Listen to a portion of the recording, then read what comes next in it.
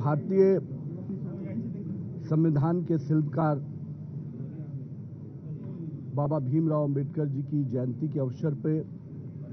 समस्त भारतवासियों को मैं उनके जयंती के अवसर पे बहुत बहुत बधाई और शुभकामना देता हूं।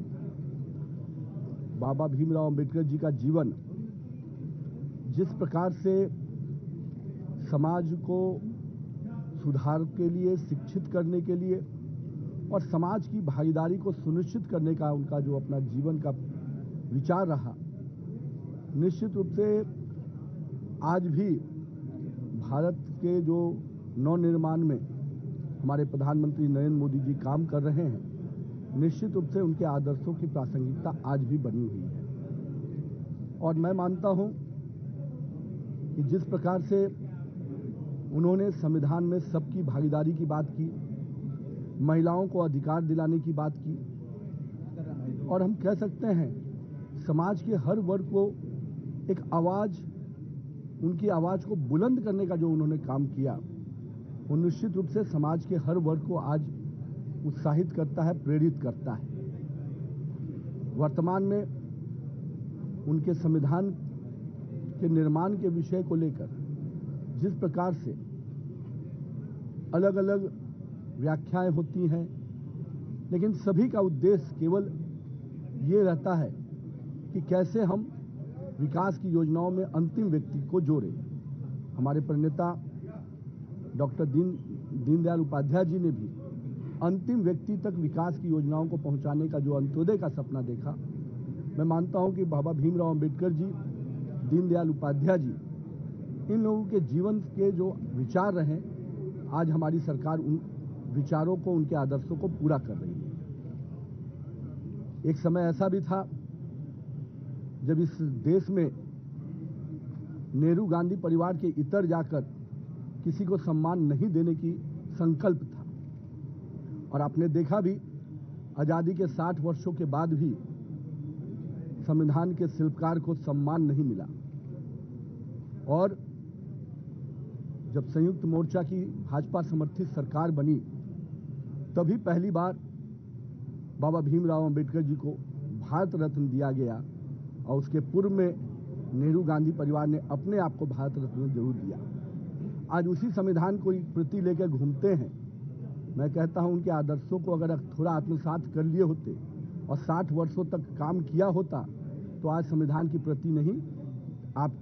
इस देश में पूरी तरह से पूजे जाते। जहां तक मैं तो मानता हूं कि बाबा भीमराव अंबेडकर जी को जिस प्रकार से लगातार 1952 और 54 में उनको अपमानित करने का काम नेहरू जी ने किया, निश्चित रूप से देश हमेशा इस बात को याद रखेगा कि जिस संविधान के निर्माता को गांधी नेहरू परिवार ने अपने ऊपर कहीं ना कहीं उनको जो सम्मान देना था, उसको भी कहीं ना कहीं अपमानित करने का काम उनके चुनाव में उनको हराने के प्रयास कर किया। और आज जिस एसआईआर के विषय को लेकर राहुल जी और पूरी अपोजिशन बेचैन होती है, उस समय गलत तरीके से उनके क्षेत्र में वोटर्स लिस्ट को काटने का काम और उनको हराने का काम किया। लेकिन मैं मानता हूं उस युग के बाद हमारे श्रद्धेय अटल बिहारी वाजपेयी जी ने भी जितना सम्मान दिया, भारत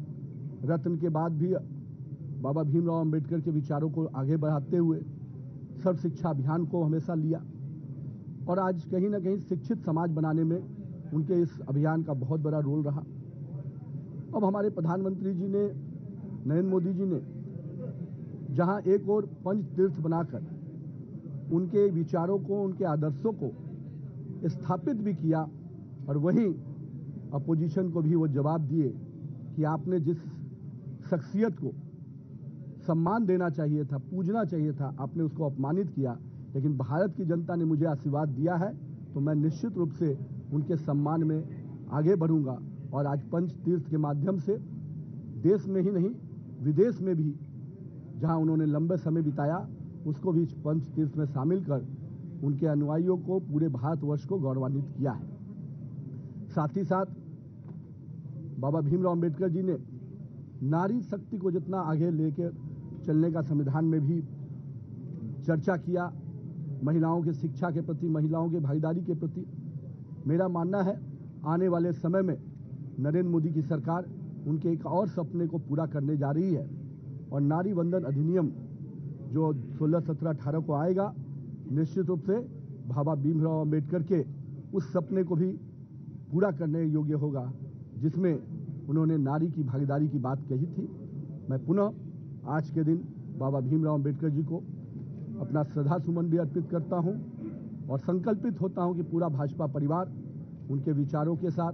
अपने प्रेरणेता दीनदयाल उपाध्याय के विचारों के साथ आगे बढ़ेगा और समाज के अंतिम व्यक्ति तक विकास की योजनाओं को पहुंचाएगा। बहुत बहुत धन्यवाद।